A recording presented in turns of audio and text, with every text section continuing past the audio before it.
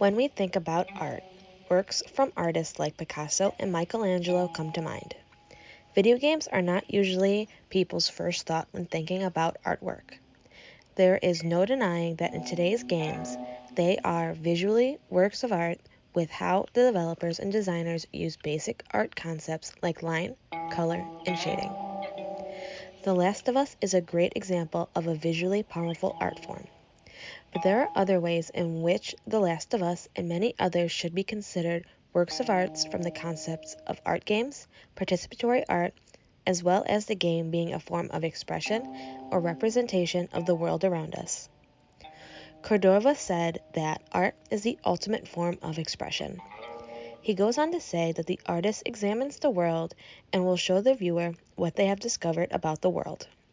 Cordova states that there are two kinds of artists, the disruptor and the scientist. For The Last of Us, an argument can be made for both sides on whether the creators are a disruptor or a scientist, but truthfully, I think that in this case the creators are scientists. They believe in an orderly universe with chaos only being occasional and temporary. Within the game world, we go from the beginning, the ordinary world, and play as Joel's daughter Sarah. During these first few minutes of gameplay, we figure out several things about the world. We are introduced to Joel, his brother Tommy, and Sarah.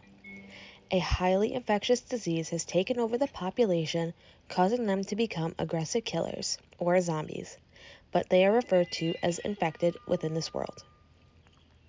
Last, we know that Sarah is killed, and then a full 20 years passes before the events of the actual gameplay. So far, we see nothing but absolute chaos within this world. It could be said that Joel loses his stability along with his daughter. As we learn throughout this game, the actions he and Tommy have taken to get them to survive the last few decades are on a dangerous level. When we next see Joel, he has a more hardened look about him, and he seems to be more aggressive. He wants nothing to do with Ellie and being her smuggler, but the reason he takes the job is for his friend, Tess, and because she begs him to. Throughout the game, we see Joel and Ellie become closer and closer as the year progresses. There is not much room for other allies, and if we do see them, they are brief.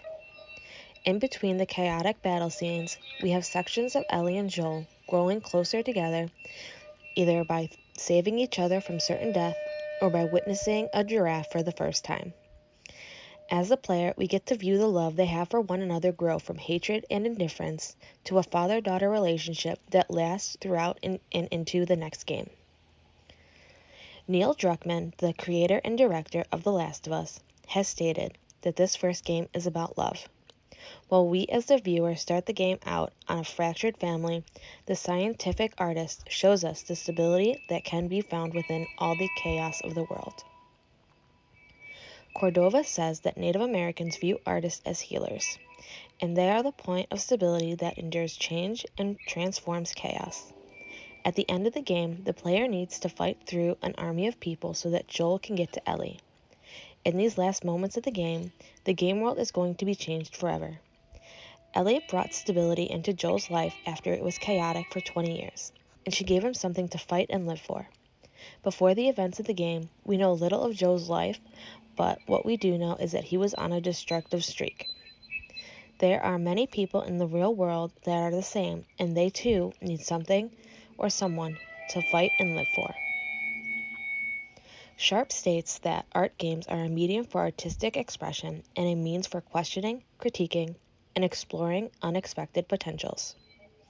Traditionally, games do not have a deeper meaning and were meant for entertainment purposes only.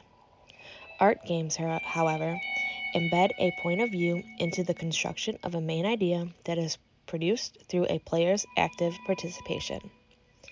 There's an abstraction in art games that leads the player to being able to place themselves and imagine that they are inside the game world. Participatory art is defined as a form of art that directly engages the audience in the creative process. With The Last of Us, most of the game you play as Joel. How the player finds supplies, uses them in fights, and upgrades their skills and weapons has a direct impact on how easy or difficult the game will be. The more supplies you find, the more health kits, Molotov cocktails, and pipe bombs can be made. These and more can be used in every fight, or even as a distraction if you wish to sneak your way through the game instead. The player needs to be careful though, as there are limited supplies, and once they are gone, the player can only rely on Joel's fists, and those can be useless against some of the higher level infected. Other items like shivs are also useful to keep around, as they can get the player into locked doors and access to more supplies. Vitamins are useful resource as well. The more vitamins the player collects, the more skills the player can level up for Joel. These skills make fighting easier, listening distance longer, and even faster crafting speed. There is always the option to sneak past enemy defenses if the player so chooses or has no other choice. All of these things are directly impacted by the player's participation with the game. Another facet of The Last of Us is being a participatory art game are the artifacts throughout the game. This links back to the creator being a scientific artist as well.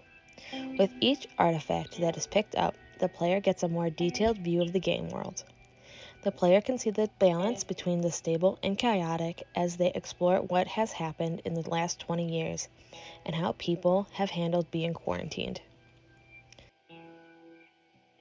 Though this game came out back in 2013, there are certain parallels between our own more recent quarantine and the quarantine the player sees with the game world. A contagious and potentially deadly disease, riots, and organizations rising up during the ongoing chaos. In art and in life, the role of the human is to maintain balance, not stillness or static. The player puts themselves in the shoes of Joel and Ellie to figure out how they might survive if given the same set of circumstances.